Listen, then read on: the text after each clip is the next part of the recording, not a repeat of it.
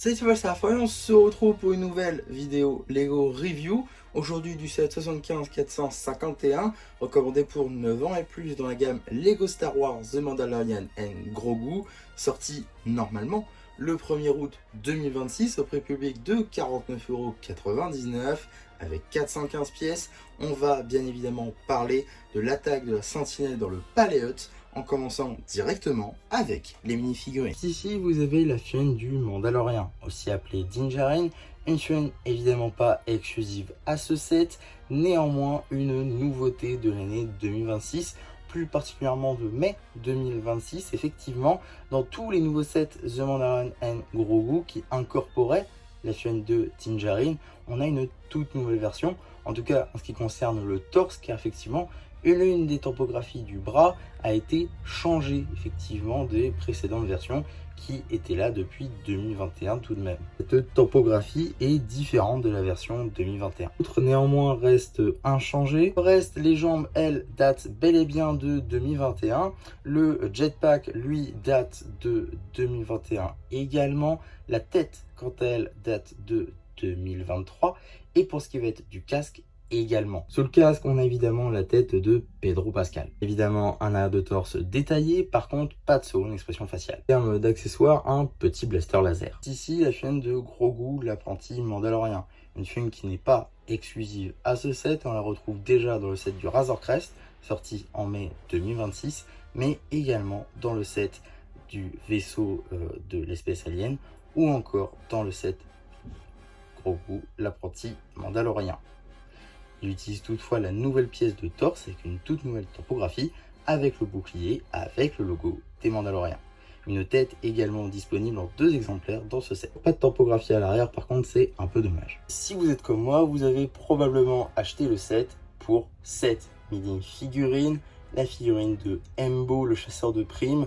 Évidemment, une figurine très attendue depuis sa première apparition dans The Clone Wars, avec d'ailleurs une figurine Lego, puis jamais réapparue depuis 10 ans chez Lego donc, et on l'a enfin avec une toute nouvelle version pour sa dernière apparition dans le film The Mandalorian and Grogu, avec donc, c'est très simple, tout qui est exclusif juste ici, de tout nouveaux imprimés pour les jambes, une toute nouvelle impression pour le torse, et même des imprimés sur un des bras, ça c'est cool. On a également cette épaulette dont le moule n'est pas nouveau, mais qui dans cette couleur est une nouveauté.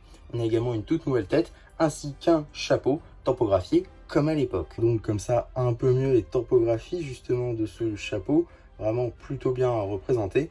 On a également une magnifique topographie sur le bras, dont j'étais pas du tout au courant avant de construire le set, ça m'a plutôt surpris.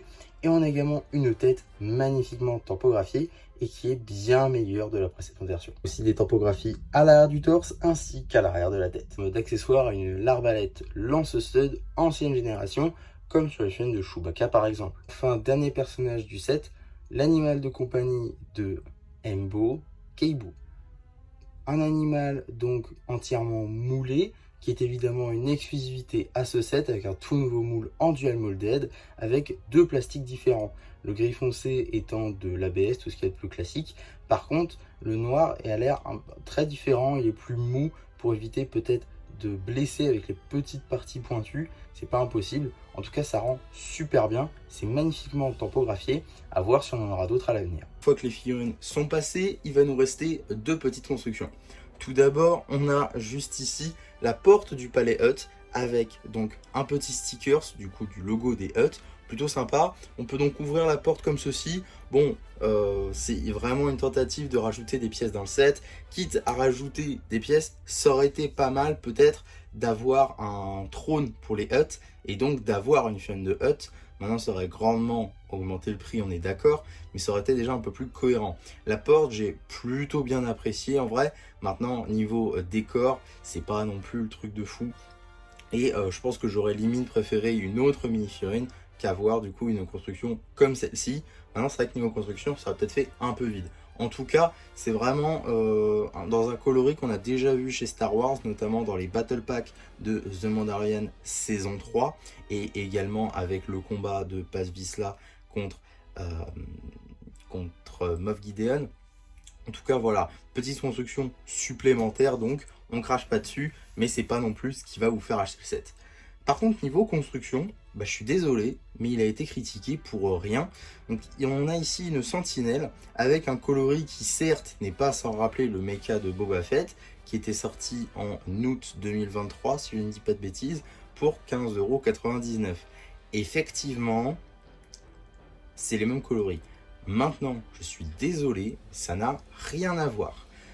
Vous pouvez pas savoir en vidéo, sauf si vous avez le set, mais quand vous le prenez, il a quand même un petit poids, il est robuste mine de rien. La construction était globalement très sympa. On a vraiment cette impression de construire un robot construit de briques et de broc, construit de tout ce qu'on a trouvé. Et il y a vraiment cette impression-là, avec du coup, on construit deux jambes, ça c'est très répétitif. Or non, puisqu'il y a des décorations qui sont différentes, des techniques qui sont différentes, même si évidemment la structure en dessous reste globalement la même.